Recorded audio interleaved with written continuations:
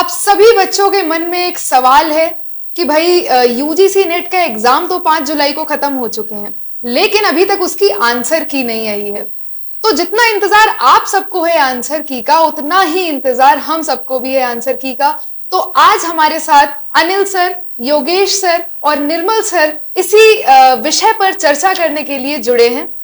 आज हम इस विषय पर चर्चा करेंगे और आप सबको एक कंक्लूजन तक लेकर आएंगे कि भाई आप इस दौरान क्या कर सकते हैं, क्या करना चाहिए हमारे एस्पिरेंट्स को, क्या उन्हें परेशान होना चाहिए या फिर कुछ प्रोडक्टिव करना चाहिए। तो आइए देखते हैं, अनिल सर से पूछते हैं कि भाई अनिल सर, जैसे कि हमारे जो बच्चे हैं वो बहुत परेशान हो रहे हैं, बहुत इंतजार कर रहे हैं, 5 जुलाई तक एग्जाम हो चुके हैं पर आंसर की अभी तक क्यों नहीं आ रही है। सबसे पहले तो मेरे सभी प्यारे प्यारे भावी असिस्टेंट प्रोफेसर्स को नमस्कार। दोस्तों, ये ऐसा समय है जिसमें सबसे ज्यादा ये सवाल परेशान कर रहा है बच्चों को भी और टीचर्स को भी कि आंसर की को अब आ जाना चाहिए। 1 महीने से ऊपर हो गया, कोई अता पता नहीं है और शिक्षा मंत्री जी ने भी इस्तीफा दे दिया, नया शिक्षा मंत्री भी आ गया। अब क्या ये नया शिक्षा मंत्री कुछ चेंजेस करेगा? क्या यूजीसी नेट का एग्जाम कैंसिल करेगा? क्या आंसर की आएगी? क्या री एग्जाम होगा? बहुत सारे सवाल मन में उमड़ घुमड़ रहे हैं और मेरा सिर्फ इतना सा कहना है बच्चों को कि 2 सिचुएशन लेते हैं। पहली सिचुएशन, आंसर की डिले होगी, लेट आएगी या एग्जाम डिले होगा। दूसरी सिचुएशन, आंसर की टाइम से आ जाएगी। आप दोनों सिचुएशन को परख के देखिएगा। अगर आंसर की टाइम से आ जाएगी और आपने उसके बारे में सोच सोच के अपनी पढ़ाई रोक दी तो किसका नुकसान? अब दूसरी सिचुएशन लीजिए, आंसर की डिले हो जाएगी या एग्जाम डिले हो जाएगा, तो क्या पढ़ाई रोक देनी चाहिए? क्या पढ़ाई को आपको थोड़ी देर के लिए थम जाना चाहिए? तो भी नुकसान।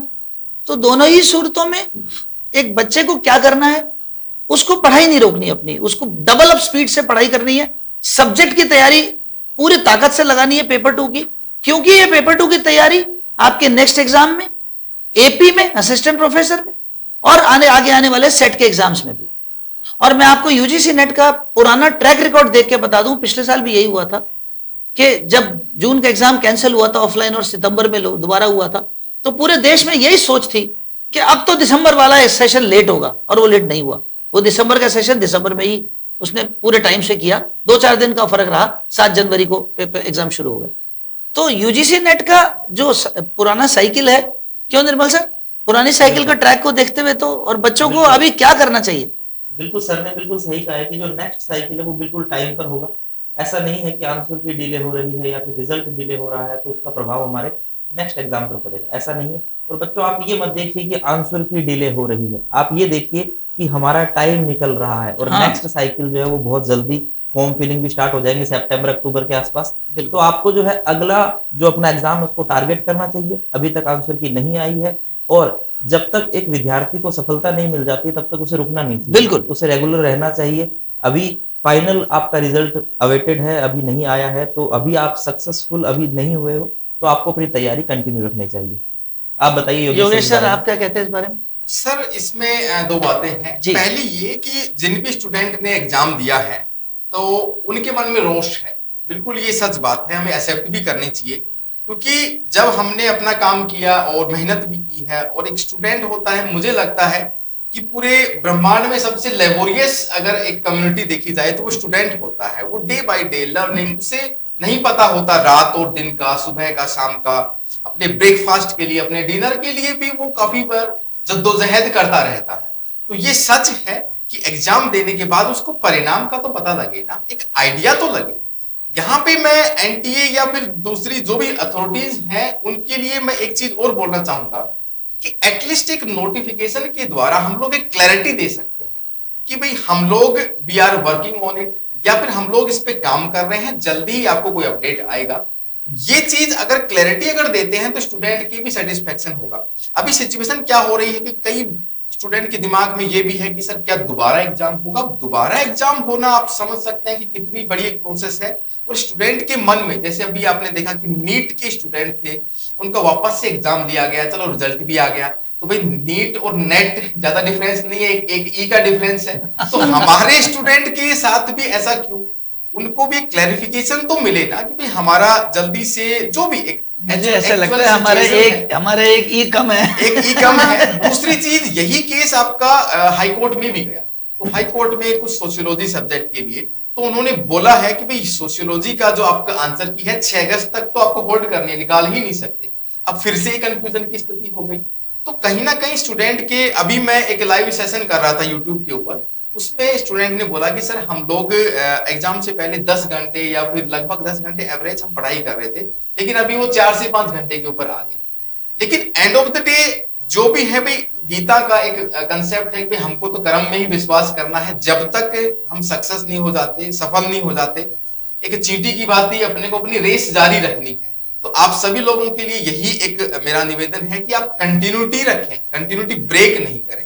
आपको लगता है आज पढ़ने का मन नहीं कर रहा तो बहुत अच्छा कोई म्यूजिक सुने या फिर कोई गेम खेलने जाए, कोई अच्छी मूवी देखने जाए, लेकिन अगले दिन सुबह या फिर शाम में जब भी आपकी जो प्रोसेस है, पढ़ने की प्रोसेस है, उसको ब्रेक नहीं करना, वापस बैक टू द वर्क। क्या बोलते हैं सर? एक बार कंटिन्यूटी ब्रेक हो जाती है तो उसके बाद ट्रैक पे आना बहुत मुश्किल हो जाता है, ऐसा मेरा मानना है। तो बच्चे जो ऑलरेडी प्रिपरेशन कर रहे हैं, मैं ये उनसे कहना चाहती हूँ कि सर अभी सेट के एग्जाम सारे के सारे अलाइंड हैं। जैसे अभी राजस्थान सेट है, फिर छत्तीसगढ़ सेट है, फिर जम्मू कश्मीर सेट है, तो ये सारे के सारे सेट के एग्जाम्स अभी अलाइंड है। बच्चे सेट के एग्जाम्स की प्रिपरेशन करें, टाइम बिल्कुल वेस्ट ना करें। टाइम बहुत प्रेशियस है, टाइम वेस्ट करने का कोई मतलब नहीं है यहाँ पे, और एंग्शियस होके भी कोई फायदा नहीं है। पहली चीज कि अगर आप एंग्जाइटी में हैं, स्ट्रेस में हैं, इंतजार ही करे जा रहे हैं और इंतजार करते करते अपना टाइम वेस्ट कर रहे हैं, कोई मतलब नहीं है उस चीज का, क्योंकि टाइम इज मनी, राइट? तो टाइम बिल्कुल वेस्ट ना करें। सेट के एग्जाम्स हैं, उनकी तैयारी करिए, असिस्टेंट प्रोफेसर की प्रिपरेशन कीजिए, अपने पेपर 2 पे कमांड बनाइए, और उसके अलावा इंटरव्यूज की प्रिपरेशन कर सकते हैं आप। जिन बच्चों को पीएचडी में एडमिशन लेना है, रिसर्च प्रपोजल्स बनाइए, रेडी करके रखिए, ठीक है? रिसर्च प्रपोजल इतने इजीली नहीं बन जाते हैं, रिसर्च पेपर्स पढ़ने पड़ते हैं उसके लिए। तो टाइम को कीजिए यूटिलाइज, वेस्ट मत करिए, सिंगल सेकंड वेस्ट मत करिए। मैं ये नहीं कह रही हूं कि पूरा टाइम ही पढ़ते रहिए, थोड़ा बहुत जो है अपना टाइम इधर उधर भी अपना माइंड फ्रेश करने के लिए यूज कीजिए। लेकिन रिसर्च प्रपोजल इंपॉर्टेंट है इस समय आपके लिए। असिस्टेंट प्रोफेसर की तैयारी कीजिए, सेट एग्जाम की तैयारी कीजिए, टाइम वेस्ट बिल्कुल ना करें। आप सही कह रहे हैं मैम, बिल्कुल। इस बात पर अभी एक सर ने जो बात बोली नोटिफिकेशन की, एक बड़ी मुझे एक ख्याल आया दिमाग में कि अगर यूजीसी नेट के आंसर की के लिए डिले में कोई नोटिफिकेशन नहीं दिया एनटीए ने जी, तो ऐसा लगता है, ऐसा प्रतीत होता है कि शायद ये नोटिफिकेशन नहीं देना ही एक संकेत है कि बहुत जल्दी आंसर की आ जाएगी। क्योंकि अगर वो डिले हो रही होती या और ज्यादा डिले करनी होती या एग्जाम डिले करना होता तो वो एक नोटिफिकेशन निकालते कि हम इस पर विचार कर रहे हैं या डिले कर सकते हैं। या कोई नोटिफिकेशन नहीं निकालना एक पॉजिटिव संकेत की तरफ देखता हूं मैं, कि कोई नोटिफिकेशन नहीं निकला मतलब ये एक पॉजिटिव संकेत है कि वो आंसर की कभी भी निकाल सकते, शायद इसीलिए नोटिफिकेशन निकाल रहे। ये मेरा ओपिनियन है सर। क्या पता बच्चों को सरप्राइज दे दिया जाए अचानक से आंसर निकाल के ना। देखिए मैम, अब जब आंसर की आएगी तो एक प्रकार से सरप्राइजिंग ही होगा, बिकॉज बच्चे जो है मोस्टली 2 हफ्ते तक वेट करते हैं, 15 दिन इंतजार करते हैं। उसके बाद में अब वो फिर उसके बाद में एक्साइटमेंट तो वही बना रहता है, लेकिन फिर हम ये नहीं कह सकते कि आज आंसर की आ जाएगी या कल आ जाएगी। 15 दिन तक वेट करता है, उसके बाद में अब जो आंसर की आएगी वो एकदम सरप्राइजिंग ही होगा। और बच्चा जो है वो बहुत एक्साइटेड है आंसर की को लेकर, और ये बात भी बहुत स्वाभाविक है कि जब तक आंसर की नहीं आती उसकी जो रेगुलरिटी है स्टडी के अंदर वो प्रभावित होगी, है ना, उतना उसका मन नहीं लगेगा। लेकिन जैसा कि अभी मैम ने बताया कि सेट एग्जाम्स आयोजित हो रहे हैं अलग अलग राज्यों के अंदर, और सेट की तैयारी तो आप इस हिसाब से कीजिए, यदि आपने नेट का सिलेबस बहुत अच्छे से पढ़ लिया है तो आप उसे बस एक रिवीजन मोड में, क्योंकि आपने नेट का एग्जाम दिया है तो बशर्ते आपने उसमें रिवीजन भी की होगी महीना भर पहले, तो सेट के एग्जाम तो आप एक रिवीजन के फॉर्मेट में तैयारी कीजिए। सिलेबस में बिल्कुल भी फर्क नहीं है, और ये आपके ऊपर एक हम कह सकते हैं कि गोल्डन चांस है। यदि हो सकता है, खुदा ना करे ऐसा हो कि नेट में 1-2 नंबर से आप रह भी जाए तो सेट में आप बहुत अच्छा परफॉर्म कर सकते हो। तो तैयारी रोकिए मत, क्योंकि सामने ही आपके, चाहे राजस्थान का बच्चा है तो सितंबर में सेट एग्जाम है, छत्तीसगढ़ के बच्चों के लिए भी बहुत बड़ी खुशखबरी, अभी तो फॉर्म फिलिंग ही हो रहे हैं। साथ ही साथ जम्मू एंड कश्मीर का, जैसे कि मैम आपने वीडियो बनाया, सेट एग्जाम होने वाला है, गुजरात के अंदर भी सेट आयोजित होने वाला है, तो बहुत सारे राज्यों के अंदर सेट होने वाले हैं। तो एटलीस्ट राज्य के जो बच्चे हैं जिनके राज्यों में सेट होने वाला है वो तो कम से कम अपनी तैयारी को कंटिन्यू रखें, और बाकी विद्यार्थियों को भी अपनी जो तैयारी है वो कंटिन्यू रखनी चाहिए। बिल्कुल बिल्कुल सही। एक पॉइंट इसमें ये भी है कि स्टूडेंट है ना, विद्यार्थी है, उसको एक एग्जाम पे डिपेंड होना, फोकस होना बहुत एक स्वाभाविक बात है, नहीं होना चाहिए, क्योंकि बहुत सारे ऑप्शंस उसके सामने हैं सेट के साथ में, वो दूसरे एग्जाम्स भी हैं, वन डे एग्जाम्स हैं, सिविल सर्विसेज, जो भी अगर अपन तैयारी कर रहे हैं। और ये भी सच है कि दिसंबर की साइकिल बिल्कुल भी लेट नहीं होगी। दिसंबर में ऑन टाइम एग्जाम होगा, नोटिफिकेशन भी बहुत जल्द आ जाएगा। ये अपन ने पिछले सेशंस में देखा, यूजीसी ने ऐसा किया, एनटीए ने ऐसा किया, ठीक है। हाँ, तो एक बार के लिए लगता है कि भाई हम वेट कर रहे हैं, और भी बहुत सारे एग्जाम्स अभी पैरेलली, काफी सारे एग्जाम्स, जैसे कि भाई केंद्रीय विद्यालय का एग्जाम हुआ, नवोदय विद्यालय का, उनका 3 महीने हो चुके हैं, उनका आंसर की भी नहीं, आंसर की आ चुकी है लेकिन रिजल्ट नहीं आ रहा है। तो एक काफी बड़ी प्रोसेस भी होती है। तो अगर अपन पॉजिटिवली सोचें तो भाई दिसंबर का सेशन अपना फिक्स है, उसमें एग्जाम होना है, ठीक है। और दूसरे कोई एग्जाम्स है जैसे सेट और ये सारे एग्जाम है, उनकी तैयारी अपन पैरेलल करते रहें, तो एक सही रास्ते में मतलब यही निकला कि पेपर 2 और पेपर 1 की तैयारी आपको करते रहना है। और जैसा कि सर आपने बताया कि एक ही एग्जाम पर डिपेंड नहीं रह सकते, तो यहाँ पर जब हम सेट की तैयारी कर रहे हैं, या फिर हम, आप ये मान के चलिए कि हम अपने सब्जेक्ट को ही स्ट्रॉन्ग कर रहे हैं, और जब एक विद्यार्थी अपने सब्जेक्ट को पढ़ता है तो बहुत सारे एग्जाम्स के लिए वो मतलब अपने आप को बहुत सारे एग्जाम्स के लायक बना सकता है। जैसे कि असिस्टेंट प्रोफेसर में सब्जेक्ट का बहुत बड़ा रोल होता है, पीजीटी एग्जाम्स है, टीजीटी एग्जाम्स है, या फिर सेट है, नेट है, इन सभी एग्जाम्स में विषय का बहुत बड़ा रोल होता है।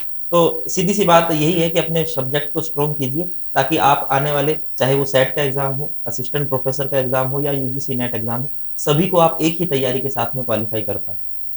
बिल्कुल सही बात। और सबसे बड़ी बात इसमें यह है कि अगर यूजीसी नेट ने आंसर की डिले हुआ है तो उसके पीछे कारण रहे। मतलब हम देख ही रहे हैं कि सोशियोलॉजी का हाई कोर्ट में रिट गई और कह दिया गया कि 6 अगस्त से पहले आंसर की मत निकालिए। तो कुछ कारण रहे जिनकी वजह से आंसर की डिले हुई, और डिले के बाद में आंसर की आ जाएगी, लेकिन अगली साइकिल डिले नहीं होगी, ये तो निश्चित है, ये तो निश्चित है, पुराना ट्रैक रिकॉर्ड है ही। तो मेरा सभी छात्रों से, हम सभी टीम का छात्रों से यही अनुरोध है, निवेदन है, सजेशन है कि आप अपनी पढ़ाई मत रोकिए। हम सभी इसी बात में आज सहमत हैं कि कुछ भी हो, चाहे आंसर की डिले हो नहीं हो, लेकिन पढ़ाई नहीं रोकनी है। क्यों मैम? बिल्कुल नहीं रोकनी चाहिए। इंतजार करना किसी को पसंद नहीं होता है सर, है ना। बच्चे भी इंतजार कर रहे हैं, हम भी इंतजार कर रहे हैं। मैम, एक आप सेट का वीडियो भी बनाने वाले हो, सारे सेट के एग्जाम्स के। हाँ, आज हम यही चर्चा कर रहे थे। हम सब बनाएंगे आपके लिए सेट का वीडियो, जितने भी सेट अलाइन है सर। अभी वेस्ट बंगाल सेट भी एक्सपेक्टेड डेट दिसंबर हो सकती है। इस तरीके से जो भी उनकी डिटेल्स हैं वो आपको उस वीडियो में मिलेंगी, तो वो वीडियो जरूर से देखिएगा आप सब। तो अगले वीडियो का इंतजार रहेगा इनको, अगले वीडियो का इंतजार रहेगा। जैसा कि आपने बताया, जैसे कि मैम ने बताया कि बच्चों को रिसर्च पेपर तैयार करने चाहिए। ये चीज बहुत अच्छा आइडिया है, बिकॉज देखिए अगर किसी का जेआरएफ क्वालिफाई होगा तो डेफिनेटली वो पीएचडी में एडमिशन लेगा, और पीएचडी में एडमिशन लेने के लिए आपको पास में शोध प्रस्ताव, रिसर्च प्रपोजल होना चाहिए। यदि विद्यार्थी लंबे समय से सब्जेक्ट को ही पढ़ रहा है, फिर वो सोचता है कि चलो आंसर की अभी तक नहीं आई है, फिर दोबारा उसे सब्जेक्ट पढ़ना, कहीं कहीं इसमें थोड़ी बोरियत भी लगती है बच्चे को। तो यदि आप शोध रिसर्च पेपर तैयार करेंगे तो ये बहुत ही क्रिएटिव काम है, इसमें बहुत जो है हमें रिसर्च करना पड़ता है, बहुत कुछ पढ़ना पड़ता है। तो अगर आप चाहें तो रिसर्च प्रपोजल अपना तैयार कीजिए, जिससे आपके पीएचडी में एडमिशन के लिए एक शोध प्रस्ताव भी तैयार हो जाएगा। और ये काम भी बड़ा इंटरेस्टिंग है, हालांकि थकाने वाला काम है, लेकिन कुछ नया करना चाहते हो तो कम से कम अपने इस समय को इस रूप में आप यूटिलाइज कर सकते हैं कि एक शोध प्रस्ताव तो कम से कम आप तैयार कर ही पाए। क्या मानना है सर आपका? बिल्कुल सर, जिनका भी पेपर 2, जिनका भी ज्योग्राफी है, हिस्ट्री, जिससे रिलेट करते हैं, तो आप लोग टारगेट बनाइए आंसर की आने से पहले एक हम रिसर्च पेपर तैयार कर दें किसी भी टॉपिक को लेके। तो वो आपका रिसर्च पेपर, जब जैसे ही आप पीएचडी में एडमिशन लेंगे तो आपको 2 रिसर्च पेपर कंपलसरी होते हैं, तो आपका 50% काम तो अपना हो ही जाएगा।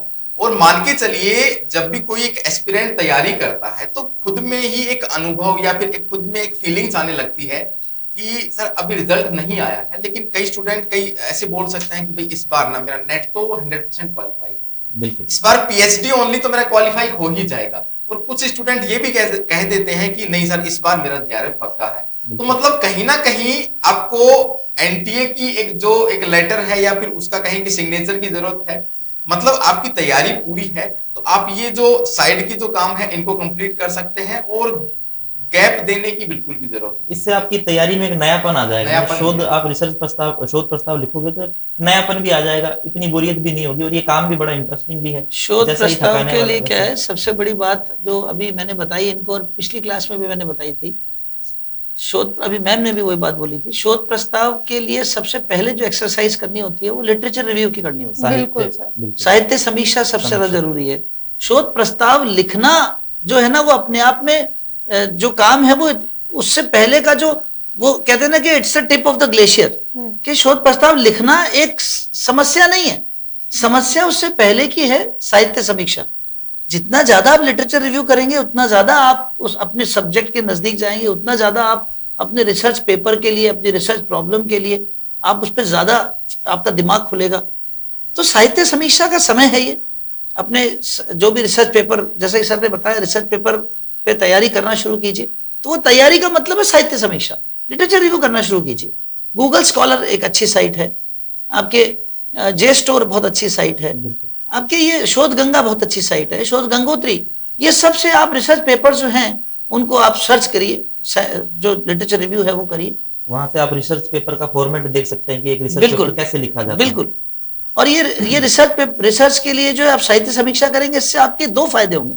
पहला, आपका सब्जेक्ट की तरफ आपका जो प्रॉब्लम्स जो है उससे दिमाग खुलेगा, और दूसरा रिसर्च मेथोडोलॉजी पर आपका जो स्ट्रक्चर है वो क्लियर होगा कि रिसर्च पेपर या थीसिस लिखते हैं तो रिसर्च मेथोडोलॉजी कैसे यूज करते हैं। वो एक फायदा है। प्लस मैं जैसा कि पहले भी कह चुका हूं, पढ़ाई नहीं रोकनी है, पढ़ाई अपनी जारी रखनी है। मैं ये मानता हूं कि इंसानी साइकोलॉजी होती है, ह्यूमन साइकोलॉजी के दिमाग खराब होता है, रोष भी आता है, सब कुछ होता है, लेकिन सही व्यक्ति वही है जो अपने मानसिक संतुलन को बनाए रखे और अपनी पढ़ाई जारी रखे और लंबी दूर की सोचे। और ये अगर आप चाहते हैं कि आपको रिसर्च प्रपोजल प्रिपेयर करने को लेकर दिक्कत हो रही है, तो drop down in the comment section, मैं आपके लिए वीडियो लेके जरूर आऊंगी कि रिसर्च प्रपोजल कैसे बनाते हैं, step by step structured way में मैं आपके लिए वीडियो लेकर आऊंगी। तो उसकी चिंता बिल्कुल मत कीजिए, हम सब आपके साथ हैं, और बिल्कुल टाइम वेस्ट मत कीजिए, भरपूर यूटिलाइजेशन कीजिए टाइम का। मैम एक पॉइंट और भी है, जैसे आप लोग सब लोग पीएचडी रिसर्च प्रपोजल की बात कर रहे थे, तो सबसे बड़ा कंफ्यूजन यही आता है कि किस टॉपिक पर मेरे को रिसर्च करना है, कि किस विषय में, या फिर विषय तो अपना ज्योग्राफी हिस्ट्री है, लेकिन किस टॉपिक पे ऊपर। जैसे आप रिव्यू ऑफ लिटरेचर की तरफ जाते हैं तो आपके दिमाग में क्लैरिटी आने लग जाएगी कि मुझे इस एरिया में रिसर्च करनी है, और वो एक बहुत बड़ा कंफ्यूजन आपका दूर हो जाएगा। आप लोगों को असिस्टेंट प्रोफेसर बनना ही है, पीएचडी आपको करना ही है, तो सबसे बड़ी चीज ये आती है कि किस एरिया में मेरे को रिसर्च करनी है। तो ये अगर होमवर्क आप पहले कर लीजिए तो उससे भी बहुत ज्यादा फायदा होने वाला है। क्यों सर? बिल्कुल यही बात तो मैंने भी कही। अगर लिटरेचर रिव्यू करोगे तो आपको रिसर्च गैप का पता चलेगा कि किस चीज पर जो अभी रिसर्च इतना नहीं हुआ है और कौन सा टॉपिक आप सेलेक्ट कर सकते हो। बहुत सही। तो आज का सेशन बड़ा फ्रूटफुल रहा। बच्चों के लिए ये संदेश हम सभी की तरफ से है कि तैयारी अपनी जारी रखिए। दिसंबर साइकिल का एग्जाम अपने समय पर ही होगा, उसका डिले होने का कोई हमारे पास ना तो कोई पॉइंट है ऐसा कुछ जिससे डिले होने की कोई, और ना ही एनटीए के पिछले ट्रैक रिकॉर्ड से पता चलता है। और ये आंसर की कितना भी डिले हो जाए हमारी पढ़ाई नहीं रुकेगी। बिल्कुल सर।